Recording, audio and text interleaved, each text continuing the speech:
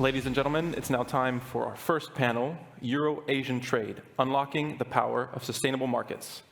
Your discussants today include Anna Michelle Asimakopoulou, a Greek member of the European Parliament and Vice Chair of the INTA Committee. We also will be joined by Shreekant Gupta, a professor at the Department of Economics at the University of Delhi, Renu Kohli, a senior fellow at the Center for Social and Economic Progress, and Andreas Moerke, a professor of business administration, intercultural management, and business ethics at the Hochschule in Worms. Our moderator will be Peter Hefele, policy director of the Martin Center. Enjoy.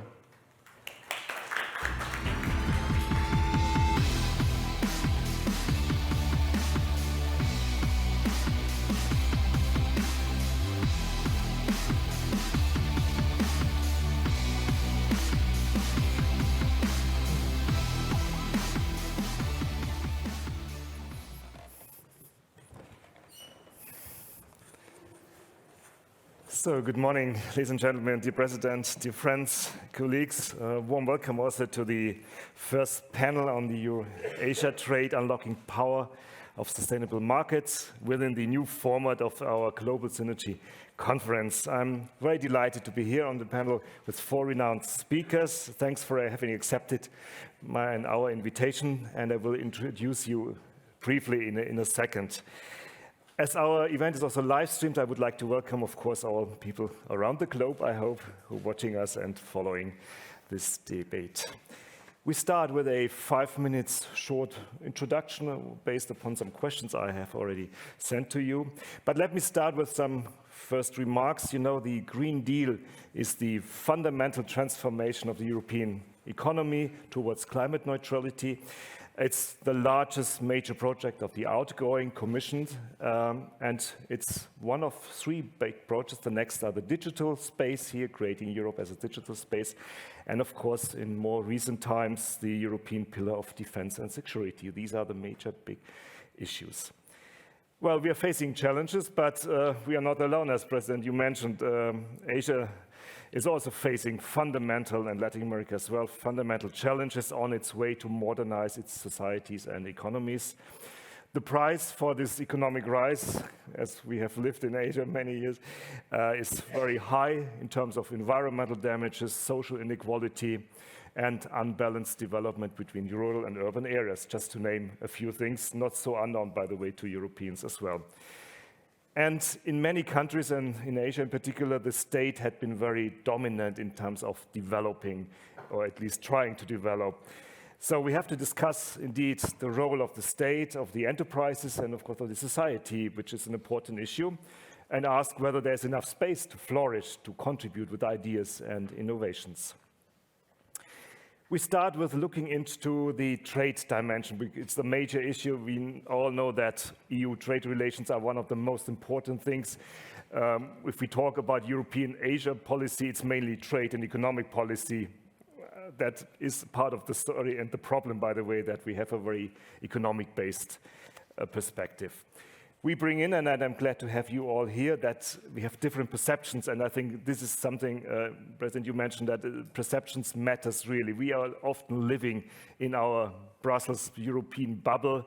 There might be other perceptions, and part of the reasons why we often get in troubles is we do not acknowledge different perceptions, and I'm glad to have the perspectives here from India, but also from Japan, Andreas, and the European perspective as well. So, a short introduction. Anna Michelle, I'm very glad to have you here. You are, as President mentioned, a member of the European Parliament from Greece. You are a member of our party, the European People's Party. Well, an economist by training and an attorney by law. You have lived a long time of your career in the United States, so please don't forget the perspective of the United States, which really matters. And now you're in the Trade Committee, perfectly fitting to our issues, and you will later on reply a bit on the state where we stand for the moment. Shreekant, when we first met, you're swirling around between Singapore, the United States, and India, so you're really a global guy on environmental and climate change policy. This was what I have learned a lot of, and you work with international institutions, so don't forget that it's not just European and national dimensions, it's World Bank, IFC, and so on. Renu, as an economist, you have dealt a lot with developments in your country, in India, and it's, I think, not by surprised that we have 2 Indian representatives today here, because next to China, it's the next rising power, and what happens and how you decide will have a massive impact on our global development with 1.4 billion people and elections, by the way, the largest elections this year. Just to remember, it's not the US, it's India, which really matters. Andreas, we first met in Tokyo when you had still been the CEO of the Messe Düsseldorf. We did a lot in energy business, and Japan, of course, plays a major role in this transformation process, maybe a different way. We're talking about that later on. So now let's start with the European perspective. Anna Michelle, the ambitions of European trade policy are high. They are very well known. Coming along with some shortcomings, Mercosur is still in the pipe. We will see whether we will succeed. Others towards Asia had been closed, others failed so far. Are we able to strike a balance between our ambitious developing goals, for example, and the expectations on the other side? Is our normative approach in certain ways with standards in social and economics sufficient? And as a second part, the issue on these critical raw materials, because when we talk about sustainable transformation, we all know we need certain materials. And Europe is not the richest continent in this respect. At least we didn't dig into our soil. So we rely heavily on partners abroad. So 2 big issues, the trade story, and of course the very specific point on how we manage our transformation by trade. The floor is yours. Thank you. First of all, thank you very much for the invitation today. Congratulations for this wonderful event. It's really an honor and a pleasure to be with this distinguished panel to discuss basically what has been at the heart of my efforts during this mandate, my first mandate in the European Parliament, where I wanted to be on INTA. Trade was one of the things that I was interested in. Critical raw materials, I have to admit, I sort of discovered along the way, but I'll get to that. So, of course, I went to the Trade Committee as its vice chair and thought, well, we're going to do a lot of trade deals. We did Vietnam, we did Chile, well, Vietnam was ready, Kenya, New Zealand. Those are the deals that we've done so far. And out there are, as you mentioned, Mercosur. That's only been 25 years now that we're actually discussing Mercosur. Australia, which sort of ran into a difficult spot. Indonesia, India, Thailand. This is what's in the pipeline. So the focus today, I think, is very, very useful when you look at the geopolitics of trade in general. Euro-Asian trade is a very useful topic, so I'm very interested in hearing what this distinguished panel has to say. Europe's a very big market, you know that. This is our power. Trade is a strong-arming exercise sometimes, and Europe has a lot of firepower because it's a big market. This Brussels effect that we all talk about in our bubble means that when we put out global standards on anything, a lot of times the world follows us because they want to do business with us. So at the beginning of the mandate, as we were progressing with these deals, the first big issue that we discussed for a long time was trade and sustainable development chapters and how these are going to go into the trade deals, with one side of the House saying that, you know, these have to be very strict and enforceable, and another side saying, we're looking for balance, which is what you said, which means don't overburden our partners, don't scare them away. Yes, of course, trade is also is not just trade for trade, it's also trade for our values, and we try to export our values, but there are limits to this exercise. So after a lot of negotiations, we ended up with a balanced compromise, which said that we'll have enforceable TSD chapters heretofore, and with certain agreements that we were already in, these chapters would not be included or would be sort of watered down so that we didn't ruin the deals that were already in the pipeline. A nice compromise. I'm going to comment on India. I mean, we see a huge amount of resistance from the Indian government when it comes to including TSD chapters that are sanctionable, not to including the issues of sustainability in general, but this specifically. This is something reflected in a more broader context at the multinational letter. We've seen statements indicating that India might not support declaratory texts that interlink trade with sustainability at the upcoming WTO ministerial conference, for example. We all know that this is also coming from a pre-election mode where farmers are in the streets, and a lot of these things that they're complaining about have to do with our trade deals. And I read with interest that one of the demands of the farmers' union in India is that they leave the WTO altogether. So we have to recognize this balancing act, and I'll put something else on the scale. That's that we've done an enormous amount of legislating in this term that affects our trade deals. CBAM, let's start with that one. The deforestation regulation, the forced labor regulation, due diligence regulation. All of this is aimed at both greening our trade and also putting our values at the center of our trade relationship. But these steps have very large consequences for our trading partners, and sometimes they have difficulty with these adjustments. So, I know we have these increased demands about sustainability, and I know we have this new legislation, but ultimately we have to do trade deals. Trade has major benefits. I think I don't need to tell this audience about that. My bottom line on this is that there is no approach that is a one-size-fits-all. Every deal has its give and take and balance, and every partner has a different priority, and sometimes you're in a geopolitical context where this becomes quite challenging, and this is one of those times. And I come to critical raw materials, which I actually discovered at the beginning of the mandate when this European Raw Materials Alliance was started, an initiative that was done by Executive Vice President Šefčovič as a follow-up to his Battery Alliance, which was a very successful thing. So I learned what you probably know, that we're planning this huge digital and green transition, but if we don't have critical raw materials like lithium, which we're going to need 20 times more in the before 2030, if we don't have these, then we can't talk about strategic autonomy. And the president mentioned strategic autonomy, and with his permission, I'll make a comment in closing on that. But critical raw materials are more critical than ever. And of course, we know that China controls a large portion of these critical raw materials, but we also know that from a number of these trade deals, we could get critical raw materials.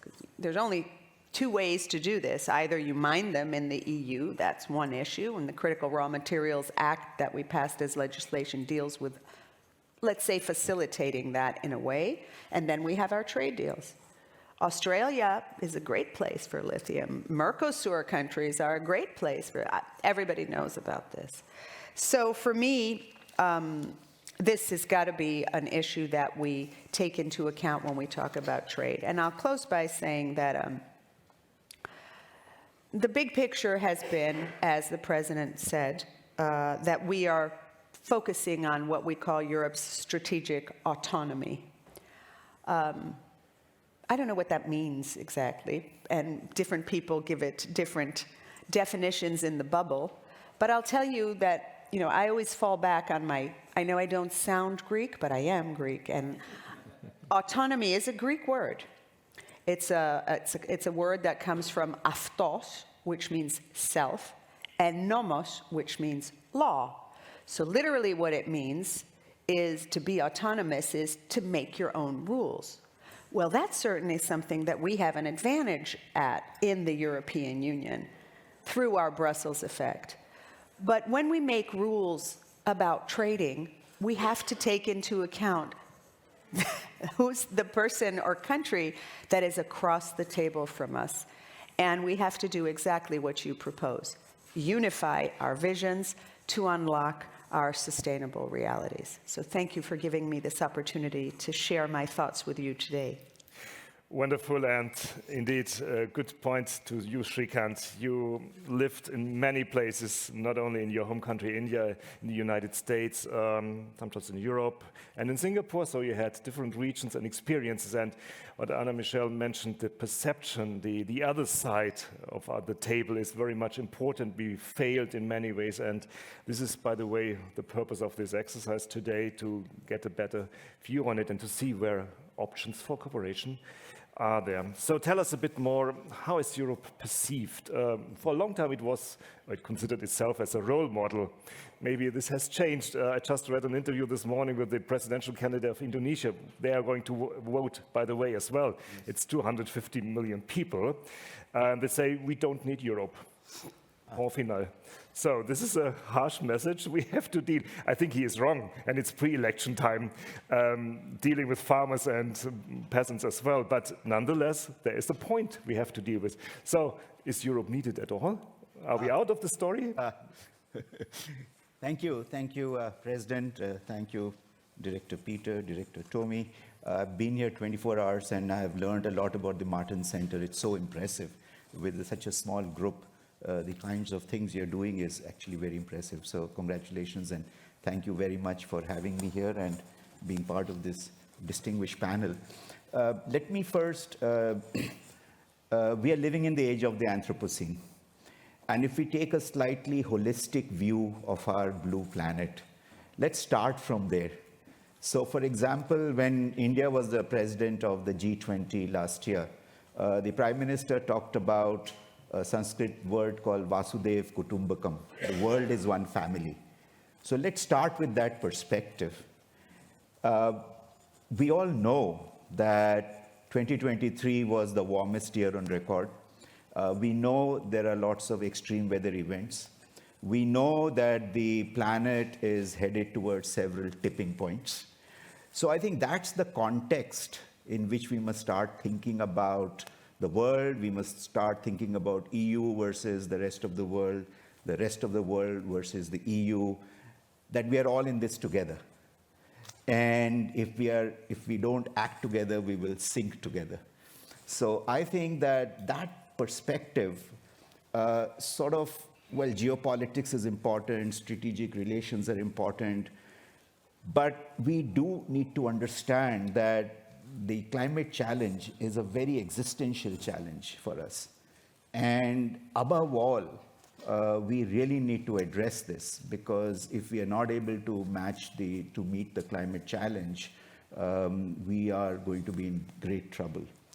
So coming from that, the way we perceive Europe, or at least the way I've been studying the economies and the environment, as you mentioned, of several countries. I trained in the United States, worked in Singapore, India, various other countries. I think that Europe, I would encourage you to take a slightly more positive view of Europe and how you view yourselves. I have a sense that perhaps there is this tendency to always look at the half empty of the glass, but I would encourage you to also look at the half full of this glass. And so, for example, Europe is talking about carbon neutrality by 2050. And one of the very interesting things that Europe has done is the emissions trading scheme, the EU ETS.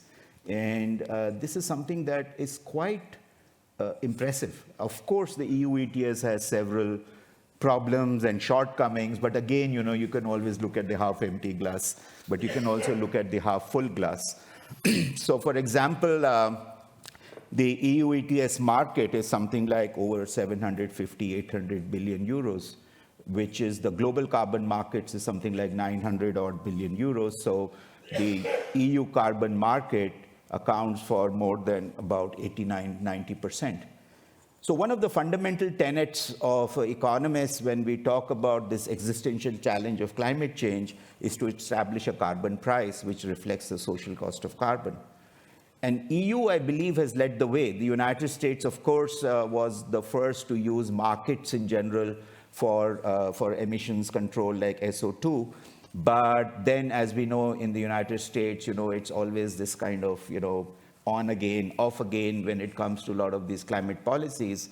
But the EU has been very consistent with its ETS, and it's making it work better and better and better.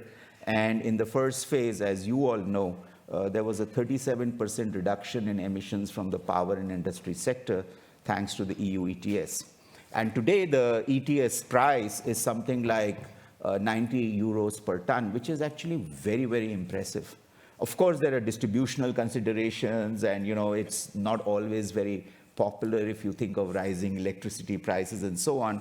But as a mechanism to tackle this existential threat of climate change, I think the EU ETS is very important. It's being perceived as a role model. So I'm actually right now working with the Asian Development Bank to look at emissions trading in a range of Asian countries, starting from China and various countries. And we are always looking at, what are the best practices from the EU ETS, what are the worst practices. So I think that it is something very important. So when you ask me how does the world perceive the EU, particularly in terms of sustainability, we think that EU has been very consistent, not to say that there is no scope for improvement, but it has been very consistent in terms of its being climate proactive, though of course there's a lot more scope. So I think that's a very important, to me personally, takeaway from the experiences of the EU in terms of sustainability. What the rest of the world is doing is, of course, there's a lot to be done. But I think the important part of the markets is that this is an alternative paradigm to sort of, command and control industrial policy, picking winners. So the entire role of creating a carbon price and activating the private sector and private enterprise within that ambit, I think is quite important. So I would like to focus on this half-full glass for EU and encourage all of you, if you aren't, to think about it in that kind of a perspective. And take a bit of this Asian optimism to Europe.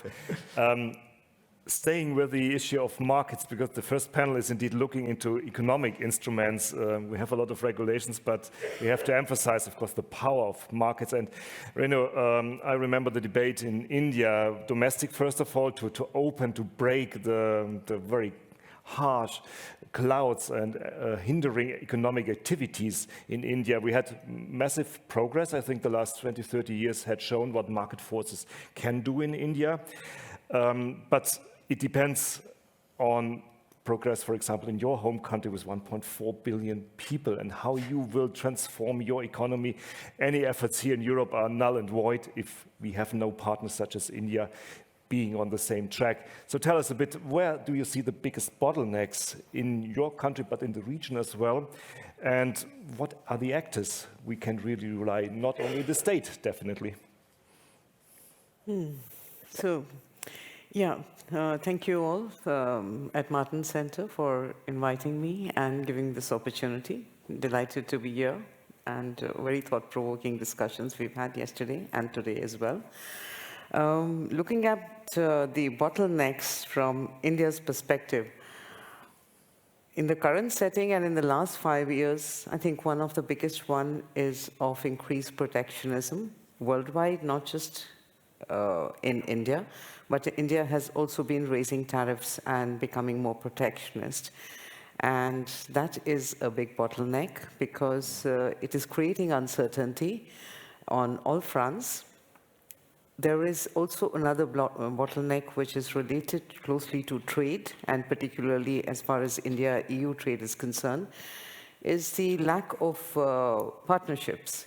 So some years ago, there was a complete retreat from free trade agreements. There was a feeling within the domestic policy, not policymakers, but amongst the government and perhaps in the domestic industry as well, although that is unclear, that India had not benefited, and as reflected in its widening trade deficit, particularly the bilateral deficit with China, that concern was mounting. So there was a kind of a retreat from FTAs, but in the recent few years, last 2-3 years specifically, there seems to be a change.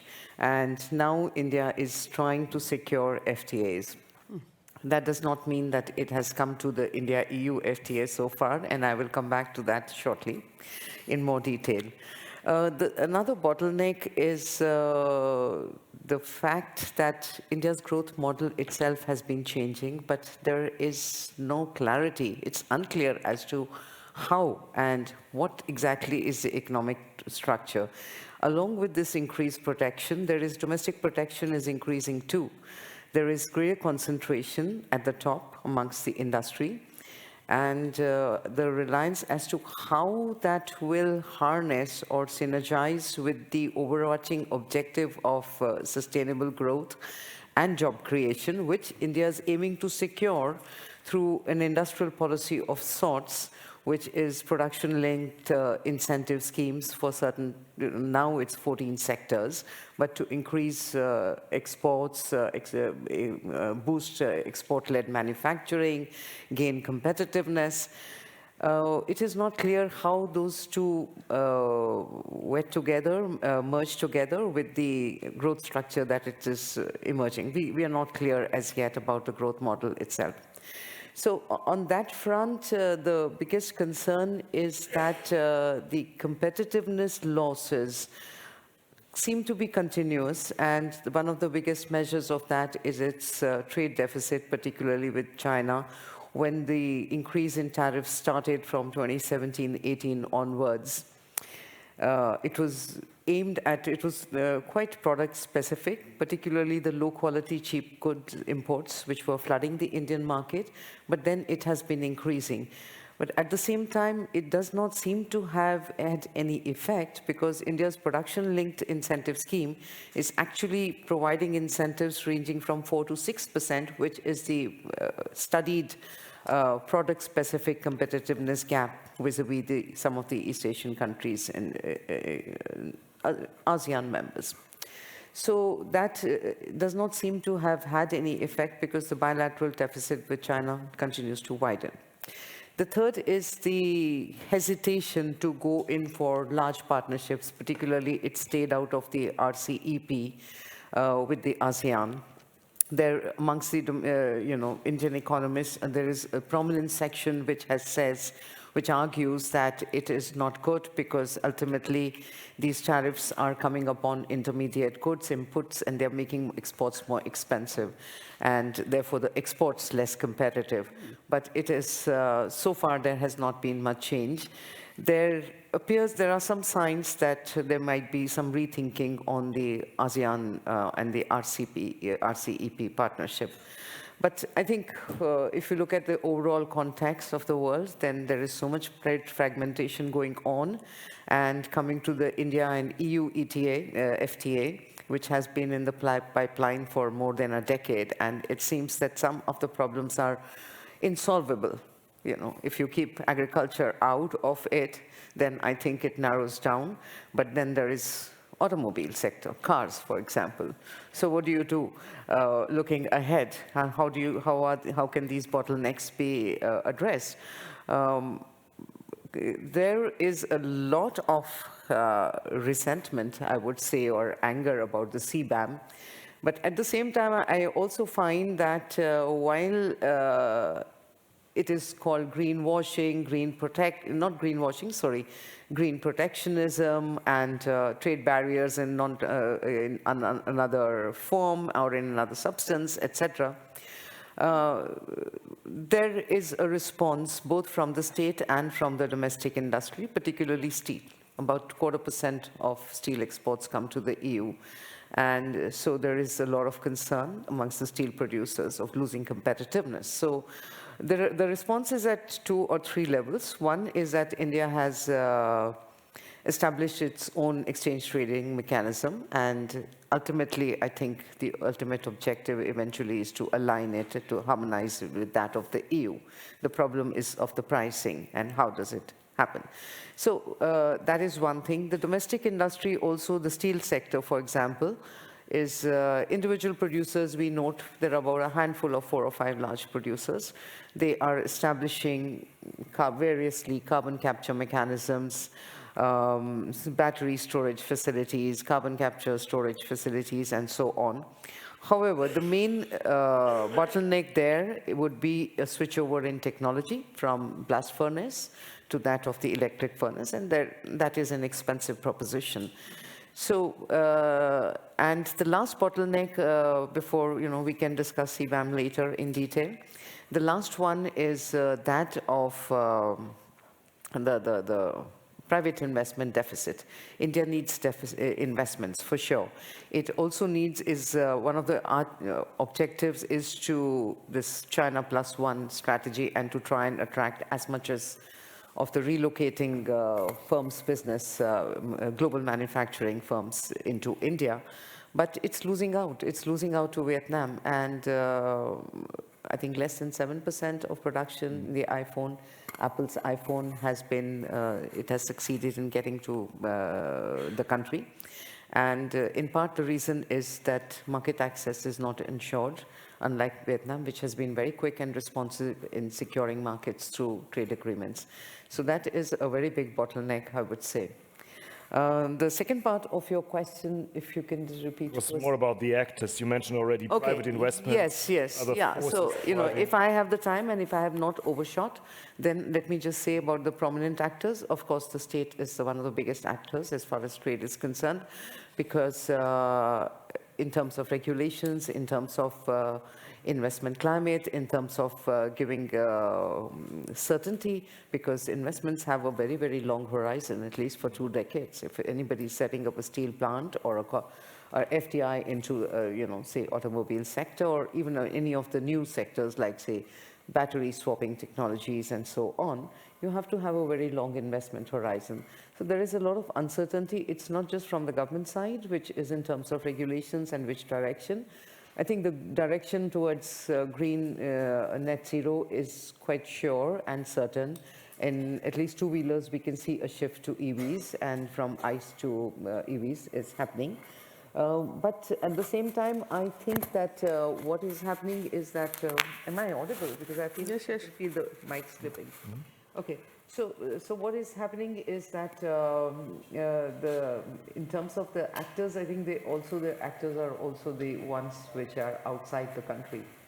It's not just the multilateral institutions, but there is this huge issue of the investment deficit and, the shortfall in resources. There's a huge resource constraint that India has as far as sustainable transformation is concerned. And I think a lot of the problem stems from that, which is development finance and how to finance the transition.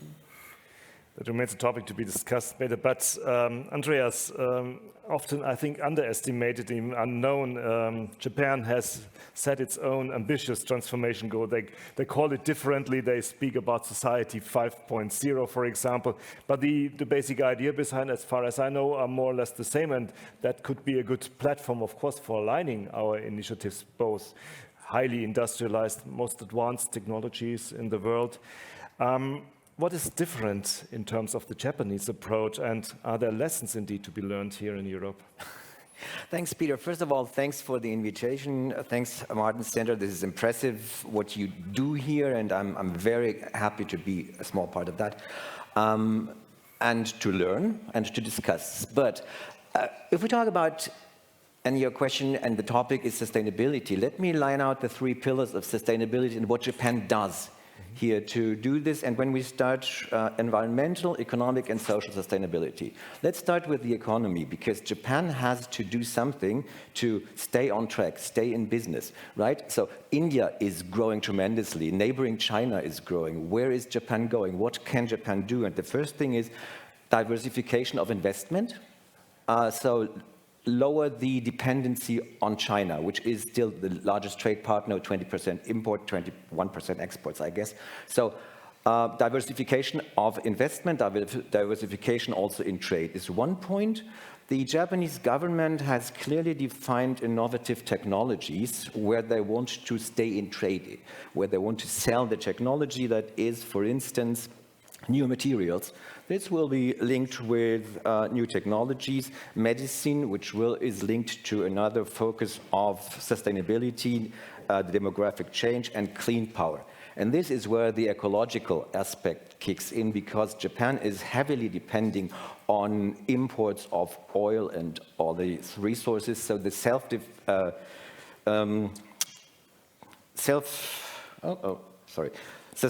it can only provide about 11% of the energy they use. The rest has to be imported. So that is 10% renewables and a bit of nuclear power that is there. So Japan knows they want to be carbon neutral by 2050. So they need this new technology that is one of the pillars of development.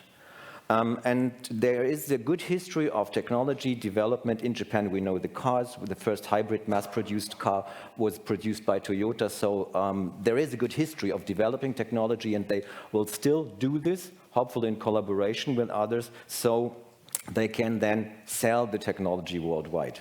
That's one point. The second point is tremendous investments in renewable energy is already done, must be done if we have to come carbon neutral by 2050.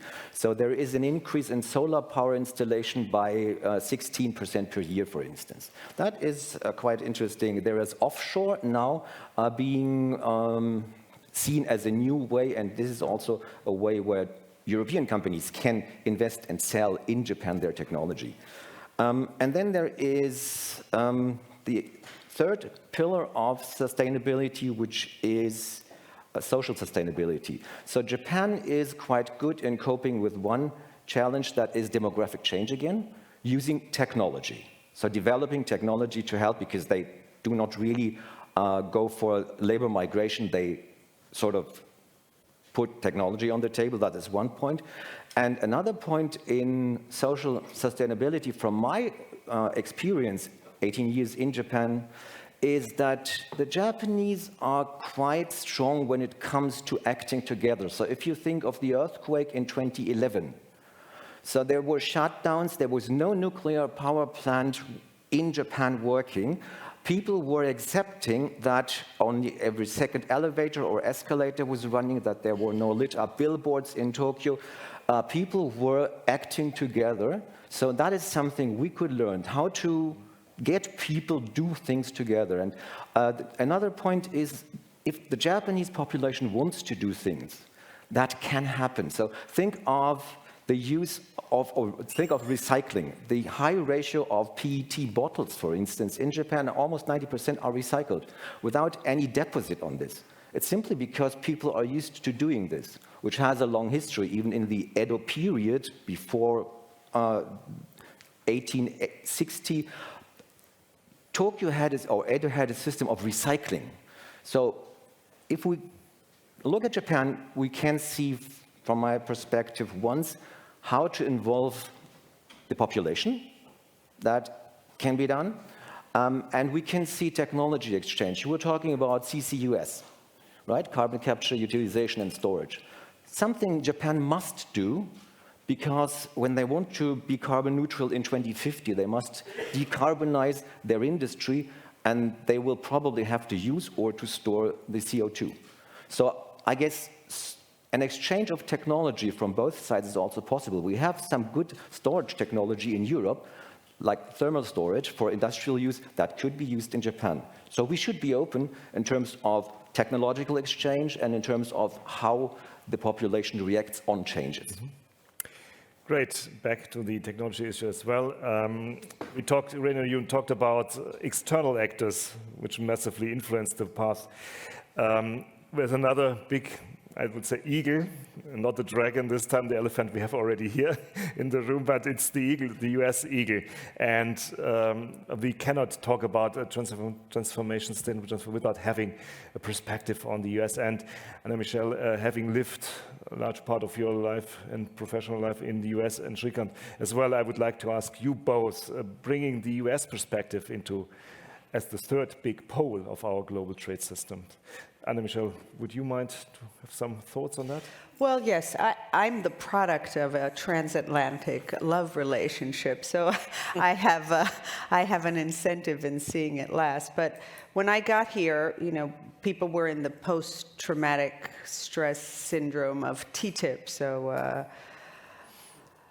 And then we had a rocky time, as you know, with the previous administration. And then we had a beacon of hope. And then things are the way they are now. I mean, the TTC, which we've discussed, the Trade and Technology Council, has been a nice forum, served us well, especially when we had to have a joint response to Ukraine.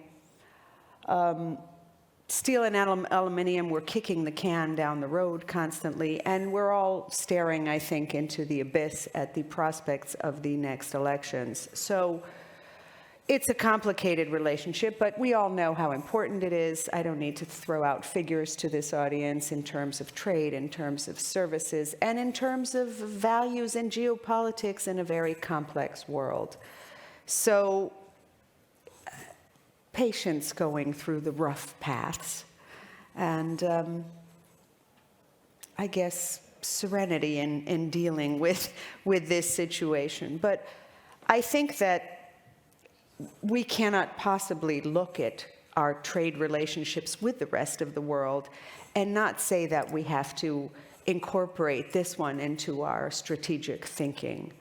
And ultimately, I think that there's more things that connects us in the transatlantic relationship at all levels, from values to history to interest, self-serving economic, financial interest. It's in everybody's interest for this transatlantic relationship to keep playing an important role and to be a stable pillar in our economic world. So I vote for the transatlantic relationship as part of all of this wonderful new work that we're doing. And we're not forgetting the many developments happening already in the United States. So in this respect, I'm the one with the full class, not just the half class you mentioned. And maybe you can underline our optimism in relation to the United States. Yes, I think, when it comes to the US, sometimes there's a tendency to think in sort of binaries, black and white, and, all's lost when, suppose, certain, people come into power and so on.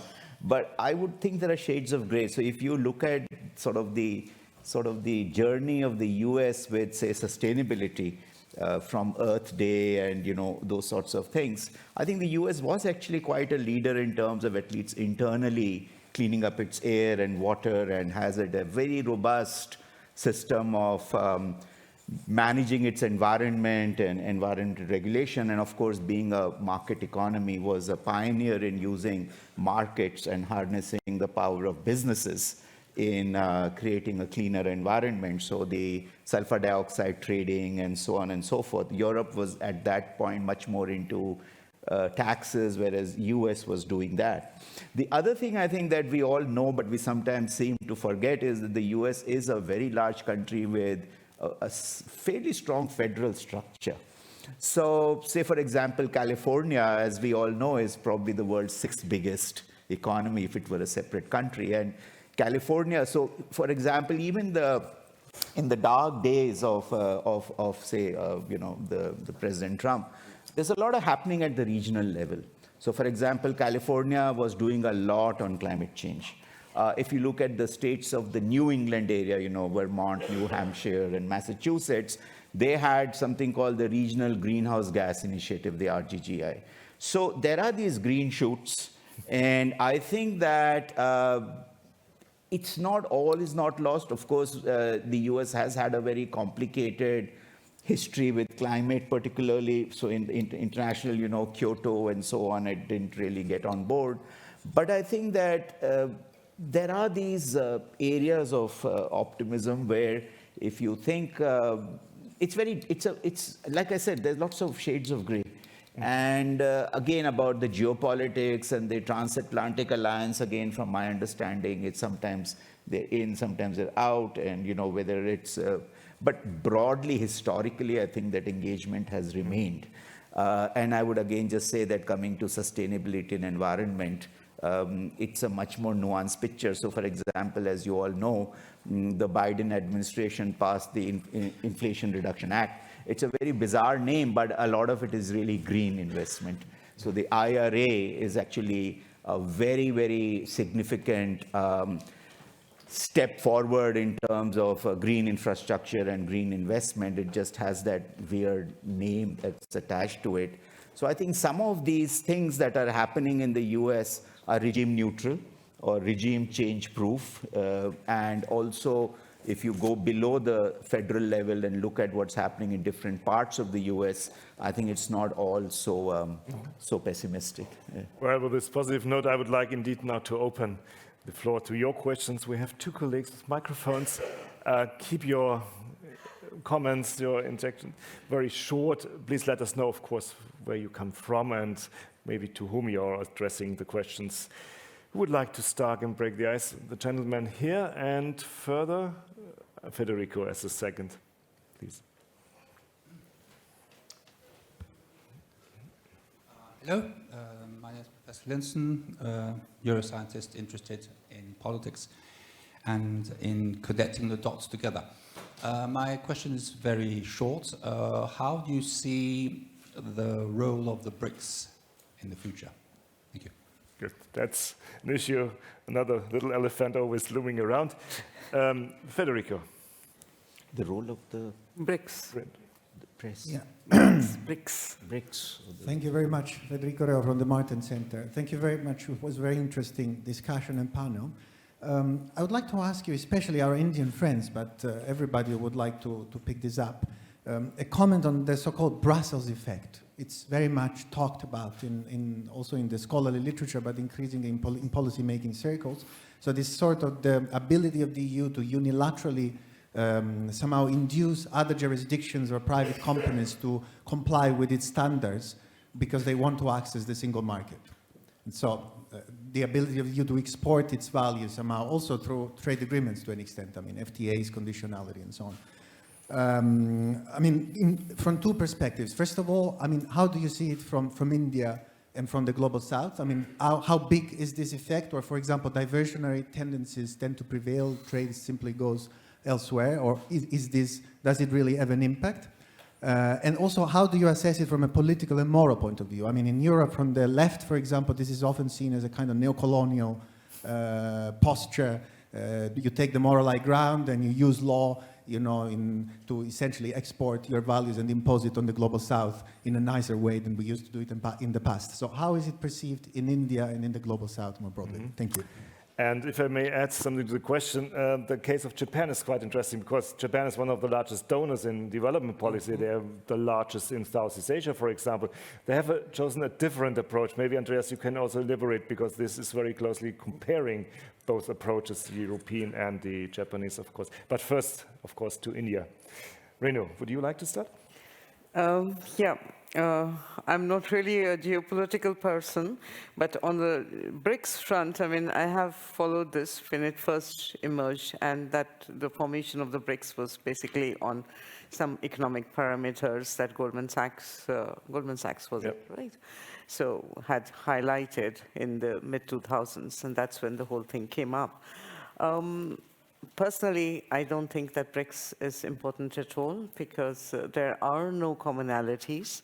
And there was a time when, you know, certain parameters matched and therefore there was something. But now it's completely different. You can't have a BRICS currency. There is no such thing as anything, you know, which can, you know, even remotely support the idea of a BRICS currency. You cannot have some bit of swap arrangements in terms of, you know, crisis times. I think those days have passed because each country is having its own safety nets, reserves, and so that is also on the sidelines. But most above all is India-China's own frictions.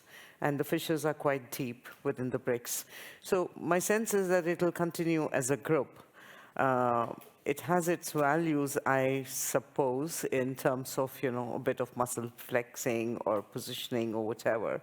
But I'm not sure in hard terms what benefits or advantages does it yield. There's nothing to be concrete to be seen over there. On the other thing about the other question about compliance and imposition of standards and exporting its values, I think that was what the question. I think India looks upon that with a great deal of disfavor and disdain. it gets very irritated about it. But I don't think that that has been the only issue in the FTA. And in fact, I would suggest just sidestepping those issues. EU has been leading the sustainability and climate change and climate action, and it deserves to be complimented on that. The question is, how do you go forward? My sense is that what I think is that there is so much trade fragmentation going around all over the world. There is so much uncertainty about it, that what shape it will eventually take. On the extreme end, one end you have people saying that globalization is dead. At the middle of the spectrum say, oh no, it's not dead, but it's globalization. It's moving slowly. But we know for sure that there are some things which are changing. And I would just go back to the role of the US in that regard. The US has its Inflation Reduction Act, which has been invoked a lot of resentment within the EU, because I think the EU stand is that it's not really any kind of clean tech innovation or anything. It's just to secure jobs for its own, and it's in response to its own domestic problems. Having said that, I remain a technology optimist, and I think that technological solutions to moving towards net zero will come sooner than later. And US is also important because it is leading the shift towards establishing alternate supply chains over the world. Now, if you're talking about green trade, and it is a segment that is not getting as much attention as it ought to, but it can be espoused as something separate from comprehensive partnerships, economic or trade partnerships, which are remaining very elusive, particularly with large markets and so many dimensions as with India and EU. But new supply chains are going to be established, and the US is very interested, and it is backing India a lot in helping it secure as a kind of an alternative location for manufacturing or establishment of global value chains to replace gradually China. So I think that is a space where one can sidestep a lot of these standards, etc. It's important to look at climate. It's also important to look at the private sector. And if you localize this problem to just CBAM and how, because what CBAM has done is also brought to the forefront huge issues, that of carbon pricing, how this will be harmonized over the world. It has also threatens to raise costs and undermine competitiveness. I mean, the EU did it to provide a level playing field to its own domestic industry. But on the other side, if it's pushing up costs overall, then the costs of greenification go up overall for the rest of the world as well. Right? And that's not sustainable transformation. So I think the next step is to see how those can be brought down, and how EU can do its own industrial policy, or in those small what I would say segments or niche ways. And I think these are the things that require attention. It can be done through pricing incentives. It can be done through addressing competitiveness to lower costs. It can be done through FDI. It can be done through development finance, and so on. I think there are ways pathways have to be found, which may be different, but you can't upset all or try to modify existing trade arrangements. It takes a long time to have comprehensive alternate trade arrangements to replace the ones that were already there in a multilateral sense. So the other thing is to open up a channel of new green trade and keep it sector-specific, or let's say heavy abatement sectors. There's something in for Japan, I think. Technology, investment. There is something in for Japan, and as you said, the Japanese don't have the legal power to do regulation standards worldwide, but they have a lot of financial power, and they use this quite wisely. So they embraced half of Southeast Asia with donations, with ODAs, combining this quite clever with technology that they provide. So if they spend billions in Indonesia donating to Indonesian development projects, providing Japanese technology, of course, Southeast Asia is used to Japanese technologies and is used to Japanese standards. There is a second point from a more industrial perspective. where Japan is getting better. That is international standard setting, like the ISO. The Japanese, as we know from mobile phones, etc., were not very clever. Docomo was top in technology, and they were not able to roll out technology worldwide. Now they are more active in international standard organization activities, making sure that their technology becomes an industry standard. So that's the other way where Japan now is developing. Great, ladies and gentlemen. Oh, Shreekant. So, yeah, and so I would sort of support what Dr. Kohli said about BRICS. So as you see, there are so many, and the president mentioned the Shanghai Cooperation Organization, and yesterday, I think we did not perhaps mention the Quad, but we have the Quad, we have the I2U2, and we have this whole plethora of acronyms. IPEF. Yeah, so, and then in our region, we had the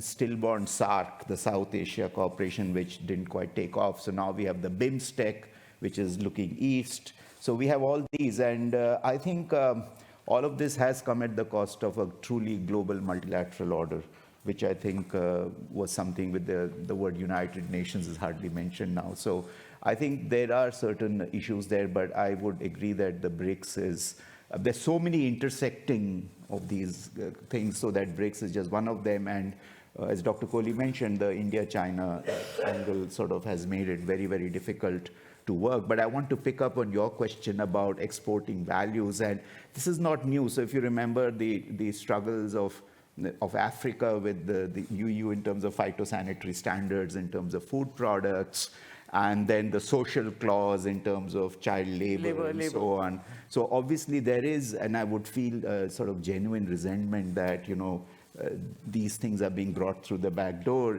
Countries are at the different levels of socioeconomic development, so nobody wants their children to work in hazardous industries or these sorts of things, but there are certain economic compulsions. I mean, in Victorian England, you had children as chimney sweeps and so on, right? So the idea is that I think if you look at that, I mean, in terms of exporting values, then if you look at, say, the climate fund, where we have not even been able to put $100 billion into it. So, you know, the idea is that you have to walk the talk in both directions if one is serious about these social values and these sorts of things. And then there should also be a concomitant willingness to put the money in places where it's needed. So climate action is really suffering because the countries that should be contributing are not doing that. So I think if there was more of that, then perhaps there would be more of a receptivity to these sorts of issues. And we've been talking about CBAM, so that's the sort of the new sort of you know, challenge that countries face. So and this is being talked about. So in the William Nordhaus, the Nobel laureate, talked about climate clubs. So there's a climate club, and then if you want to come into the club, you have to pay this price. So, but as Dr. Kohli mentioned, countries such as India are preparing for it. So we have our own ETS. And I think if we establish a carbon price, which is, say, perhaps lower than a socially harmonized price, then there is a role, as we were talking yesterday, of some supplementary finance to either ease the distributional considerations or the competitiveness considerations. So I think it has to go both ways. You want to have these values and these standards and all of these things, but then I think there should also be something in return. And I think that would be a more productive way. So we go halfway, you go halfway, and so we meet somewhere. So I think that's really the way. It shouldn't just be a very confrontational kind of a way of thinking about things. That's not going to work. Indeed. We have time for one, maximum two questions, but very, very short ones. The gentleman, and then I have to close. Please, the mic.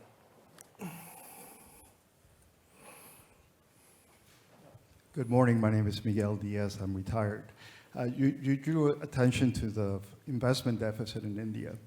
And we know there is an election coming up in India. And I wonder to what extent this particular issue is being addressed by the candidates for the prime ministership. Or is it something that only academics and a few folks in the private sector care about? Thank you. I don't think it is an election issue at all. Election issues are completely different. They're more to do with sentiments and how those can be invoked or got excited. But the investment deficit has been the foremost macroeconomic challenge in the last 1 decade. India has not seen investment coming back for ever since the global financial crisis. It's there, some bit of private investment is there, but not the rate has been steadily declining, as has been the growth. And it's the public investment which has been trying to offset the shortfall. But India doesn't have its fiscal, public finances are very fragile, and steadily debt has been mounting. So it's just run out of constraints, and it cannot, in any case, the magnitude or the scale of public investment is not enough to offset the shortfall.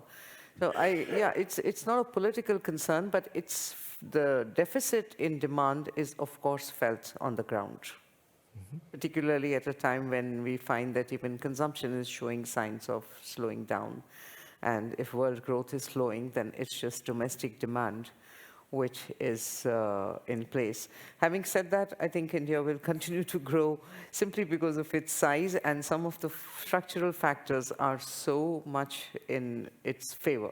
Demographic, for example, even if you don't do anything, it would add, Goldman Sachs recently calculated that at least 1 percentage point of addition from labor stock will add to growth, and so, 4 to 5%. That way. But assuming no climate shocks. Not at all. All bets are off then. Yeah, unfortunately, we don't have many studies or estimates which tell us the impact of, the macroeconomic impact of climate shocks. We have seen in the last 2 years, actually, on the food front, the extreme frequency changes in weather events and heat waves. They have impacted India's agricultural production.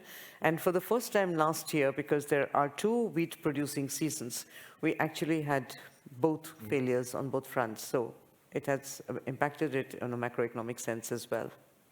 Well, these are wide topics we are definitely going to continue in which form whatever. I have to come to a close, unfortunately, for this very interesting sessions. The geopolitics we leave to the next session because there are a lot of topics in. I take the full class optimism. Shreekant, you mentioned several times Japan is an underestimated territory to be explored for Europeans as well.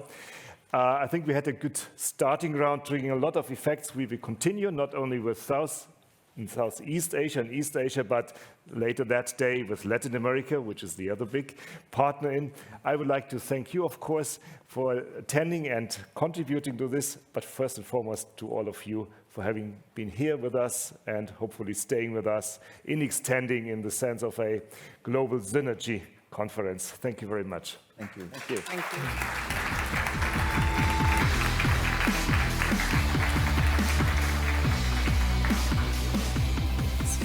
Thank you to all of our panelists for the terrific discussion. Thank you all for your insights, your inputs, your questions that heighten the discussion to new levels. Now we're going to take a short 30-minute break. Coffee will be served in the hallway right over there, and we'll be back here at 12 o'clock for panel number 2 on navigating a new era for great power politics. See you all then.